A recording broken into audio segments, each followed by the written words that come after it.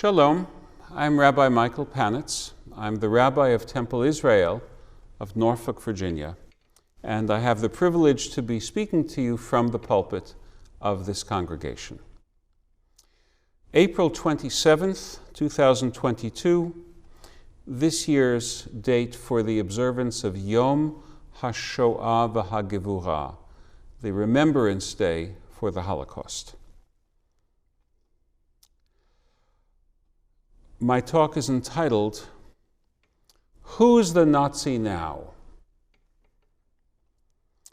A half-truth is quite effective in service of a lie. This is going on right now in the Russia-Ukraine conflict. The Russian dictator, Putin, has declared that the goal of the Russian special operation, as he euphemistically disguises an invasion, is to, as he says, rid Ukraine of Nazi influence. In fact, his goal is to destroy or to subjugate a state that Russia has historically sought to dominate, and to prevent that state from aligning itself with Europe and with the West. But what of the claim that Russia's incursion is to rid Ukraine of Nazi influence? This is where the half-truth enters. We who regard Ukraine as the victim of Russian aggression need to be honest about the checkered history of the smaller country. It has harbored white nationalist and neo-Nazi sympathizers in the past, and some of them are still to be found. A U.S. State Department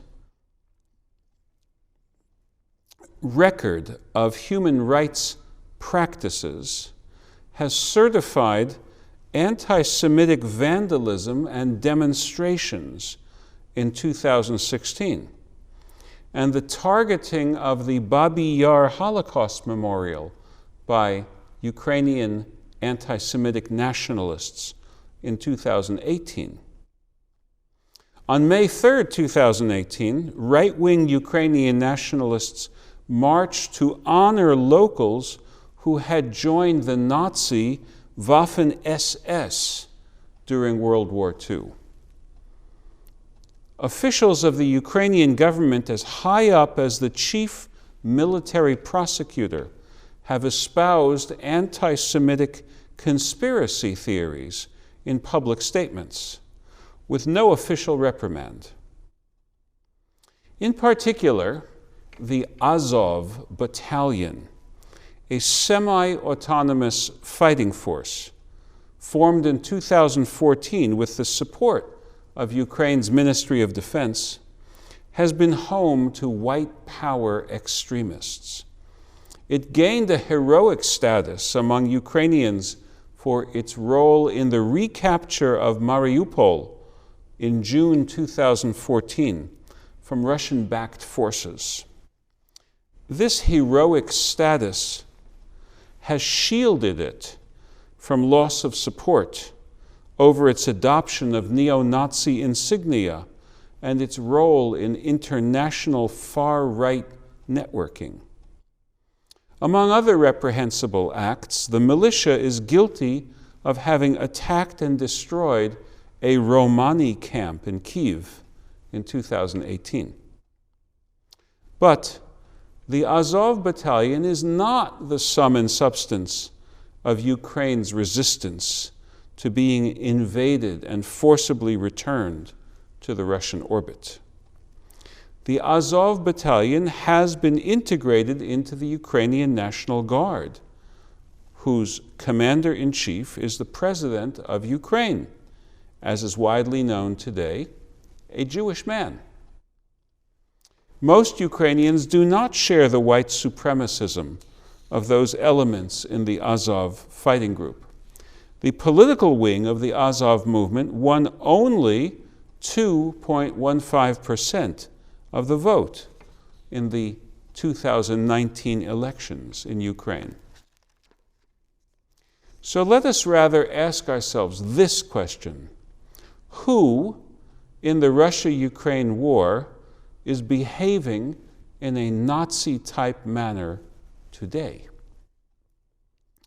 My answer to this question is Russia. I could point to its own record of harboring right-wing nationalist groups, as much a presence in that country as are the Ukrainian Christian nationalists in Ukraine. But what especially leads me to this sober conclusion is Russia's deliberate targeting of civilians. Its behavior is the behavior of the Nazi Luftwaffe, 1939 through 1945, deliberately shelling, bombing, and rocketing civilian concentrations, with no military targeting as a justification for unavoidable collateral damage, but only state-sponsored terrorism as its motive. If there were any doubt about that, the answer could have been decisive to anyone thinking critically after the Russian attack on the Kramatorsk train station on April 8th. In the remainder of this message, I will develop that point with reference to my own family history. My in-laws, the late Morris and Sophie Salzer, together with their infant daughter, June, were caught up by the Nazi invasion of Poland in 1939. Morris was nearly killed in a random act of violence, a Nazi soldier on the streets of Lodz, Poland, firing into a group of Jewish men for sport. All the men fell. Some fell dead. Some fell feigning death, among them Morris. Morris waited until the soldier left the scene, extricated himself, and went home. Sophie told him that he must flee immediately. It was still possible in late 1939 for people to get across the border to Soviet-occupied Poland. Morris and Sophie agreed that he would wait for her in the large city just across the border, Stanisławów, today called Ivano-Frankivsk, a site of some of the fighting that you've heard about, just inside the Soviet Union. She would wait until their infant daughter was older to increase the likelihood of surviving the exposure that would happen as part of the brutal Polish winter. Sophie and baby June managed to leave the Lodz ghetto in April 1940, just before the Nazis walled it off from the outside world and no further escape would have been possible. Employing a pre-war non-Jewish business partner to pose as her husband and deploying her sass, her non-Jewish physical appearance, as it were, and her unaccented Polish. She spoke a Polish that did not have any Yiddish accent at all. Using those assets, Sophie succeeded in crossing the border into Stanisławów, which the Soviets had renamed Ivano-Frankivsk, today pronounced in the Ukrainian Ivano-Frankivsk. Morris was working there for the Soviet medical establishment. He had had medical training from before the war. They lived quietly for 13 months until the Nazi invasion of the USSR, June 22nd, 1941. As soon as they became aware of the invasion, they fled to the train station, eager to get as far east as possible, as far away from the fighting as they could. But they almost died on the spot. a Luftwaffe dive bomber flew over the train station and dropped its bomb. There were 2 trains, one on either side of the platform. Morris, Sophie, and June were in one of them. The bomb destroyed the other one. Their train pulled out. They stayed on it as long as they could, getting off only in Alma-Ata, today known as Almaty, Kazakhstan.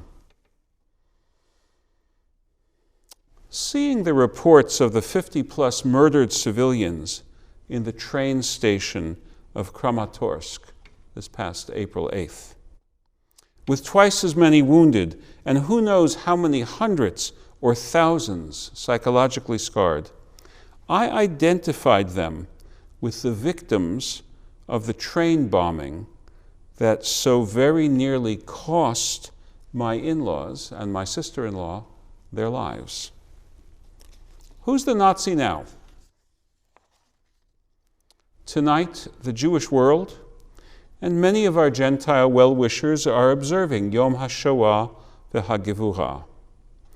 As we honor the memory of the victims of Nazism, we should also do what we can to help a people struggling to liberate itself from the neo-Nazi elements of its past and to defend itself against a Nazi-type aggression. May this be God's will.